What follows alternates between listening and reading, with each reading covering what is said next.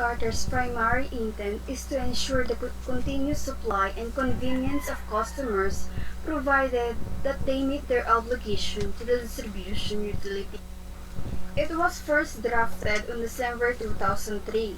It took two public consultations, then one final public consultation, then it deliberated and signed on the commission.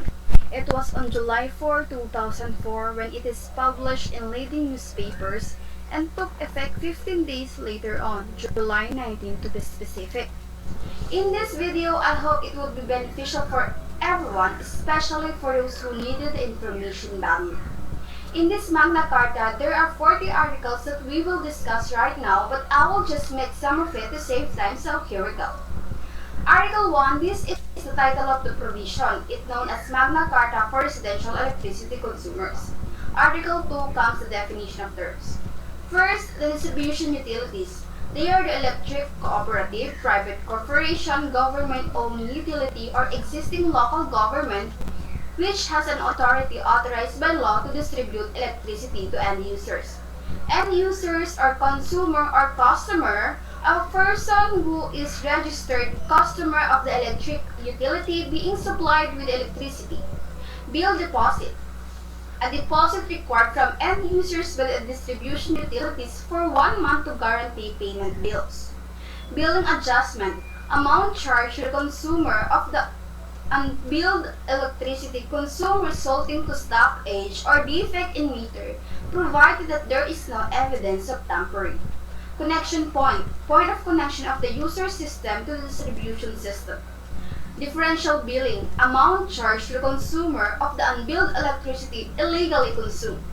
ERC or Energy Regulatory Commission, independent regulatory agency created under Republic Act No. 9136 known as Electric Power Industry Reform Act of 2001. That's all the definition of terms you need to know, and let's proceed to the next article.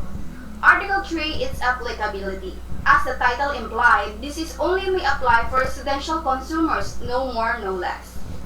Article 8, it is said that all consumers must be exempted from payment of meter deposit since it is covered by the private distribution utilities and have it included in the cost consumption in their rate base. There are 22 customer rights on this provision, so let's point them out.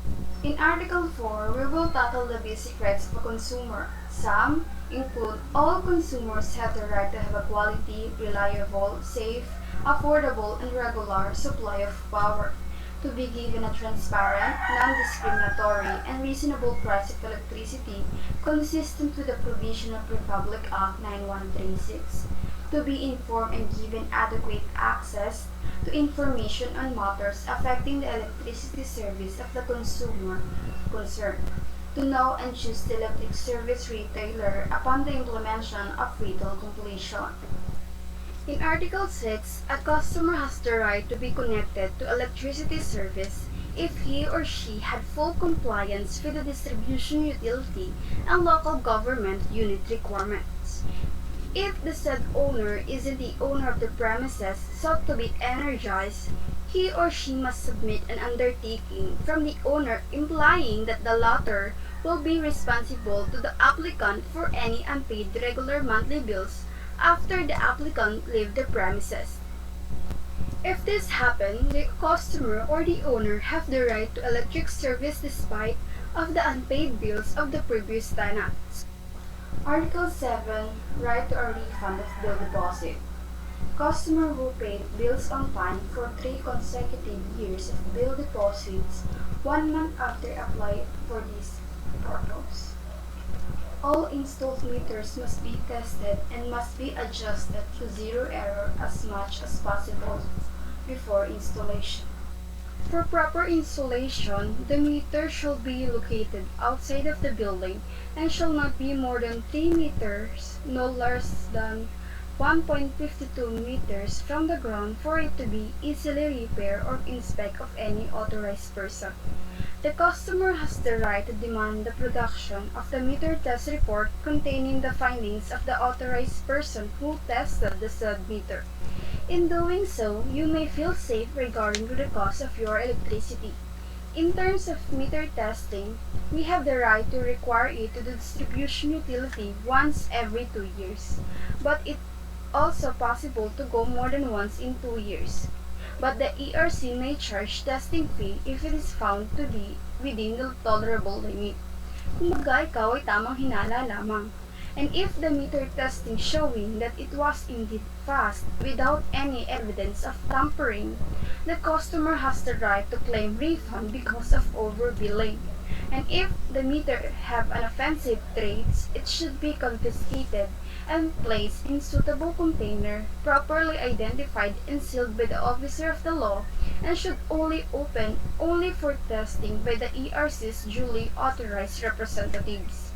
Then ERC would issue a meter test report showing that the meter is indeed tampered.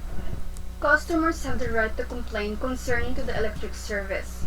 In the absence of compliance one, the report must be made within 15 days from receipt of the complaint, and also have the right to file a complaint before ERC. If the customer is within 30 meters from the distribution utilities, he or she may have the right for extension of lines and facilities, and beyond 30 meters, the customer may initially fund the necessary billings. But to recover that billings, the customer might either demand to present a notes payable from the distribution utility or refund at the rate of 25% of the gross distribution. It is right of the customer to be informed of any scheduled power interruptions of their barangay. It should be 2 days before, so the customers may do or finish their work before it happens. The customer also have the right to receive monthly electricity bills with accordance with the applicable rate schedule. Also, a right to due process prior to disconnection of electric service. It said here that no customers shall be deprived of electric service without due process of law. Of course, without proper excuse, distribution utilities cannot just cut off your electricity. It must have a proper reason. Some of these are non-payment of electric bills within 9 days after receiving the receipt of monthly bill, illegal use of electricity, upon lawful orders of government agencies, and when the public safety so requires. The customer also have the right to a notice prior to disconnection, meaning if there will be disconnection of electricity due to non-payment bills, a notice must be served to the customers 48 hours before. If there is a right to a notice of disconnection, there is also a right to suspension of disconnection. It must be under the following or similar circumstances. One of the permanent occupants is dependent to a life support system. Of course, they must provide for medical certificate issued by a licensed physician or public health officials certifying that the termination of electricity would bring harm to the said person, but is only applicable to the patient whose dependency in a life support system which shall not exceed 2 months from such suspension. During the funeral wake but not exceeding to 1 month from suspension, they also must provide certified true copy of death certificate issued by the local civil registry of the municipality, and some situation. It also has the right for reconnection of electric service. Whenever the electric service is disconnected due to non-payment, the utility must immediately reconnect within the period provided in the utility's compliance, but should not exceed 24 hours from payment of the unpaid bills of the customer. This 24-hour limit can be extended only with justifiable reasons. Also has the right to tender payment at the point of disconnection. Tender in law meaning offering money. If at the time the disconnection is to be made, the customer tenders payment of the unpaid bill to the agent of the distribution utility who is to effect the disconnection, the said agent shall not continue disconnecting the service to allow the customer to pay his bills within 24 hours, provided however that the customer can only invoke this provision once for the same unpaid bill. If any illegal usage of electricity is done or ongoing, the customers have the right to witness apprehension. It must be personally witnessed by the customer or occupant or someone of suitable age. In case the customer is under protest, he or she still have the right to pay under protest for the purpose of continuous supply of electricity without prejudice to a complaint to be filed. And now we're done with the rights of the customer, and I will go with the equal obligation a customer must have. In Article 5, of course, if it has basic rights, it also has basic obligations.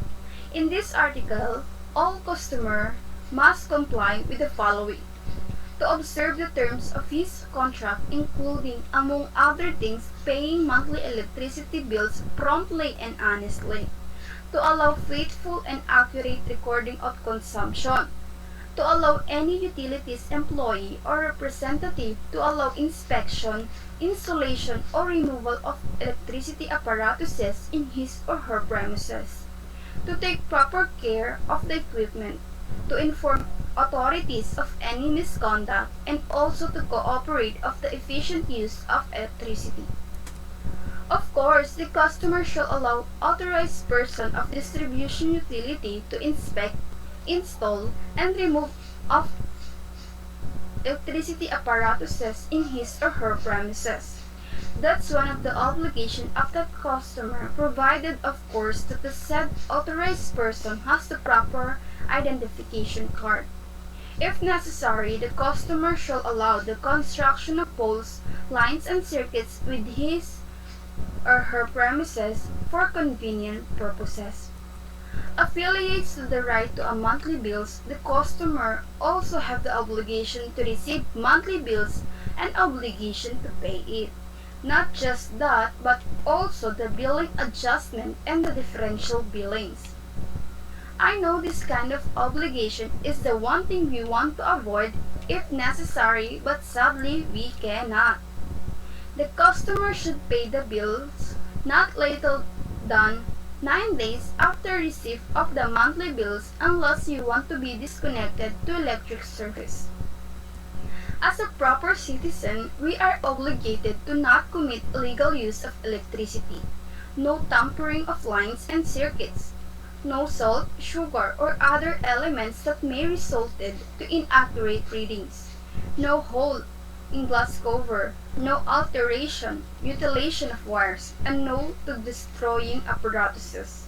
If we don't commit these kinds of illegal use of electricity, we are safe and secure to any kind of malice and prejudice.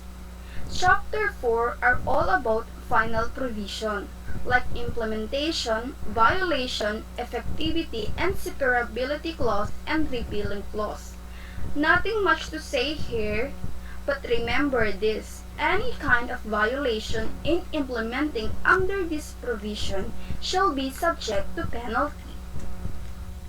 In short, providing electric service are all under Article 6, 14, 30, 8, 28, 7, and 22. In terms of metering, it's under Article 9, 11, and 12. In billing and payment, it's under Article 16, 17, 31, 26, 10, and 33. Disconnection and reconnection, it's under Article 18, 19, 20, 21, and 23. Customer complaints and handling, it's under Article 13, 15, and 27. And lastly, apprehension of illegal services are all under 29, 34, 24, 25, 21, and 35. In conclusion, people who do not take electrical courses may need to know these rights and obligations under this provision code of Magna Carta in order not to be outwitted by others and not to be ignorant. Electrical engineer, student or not, we residential end users that uses electricity service are needed to be vigilant to our watt-hour meters or other electrical materials. Be honest, care for the objects for electricity, do not commit electricity illegally, and be consistent in paying our monthly bills in order to avoid disconnection or any hassle situation. If you think you have any doubts on your reading and bills, file a complaint and exercise diligently your rights and obligations. That's it. I hope you learned something about this video. Thank you.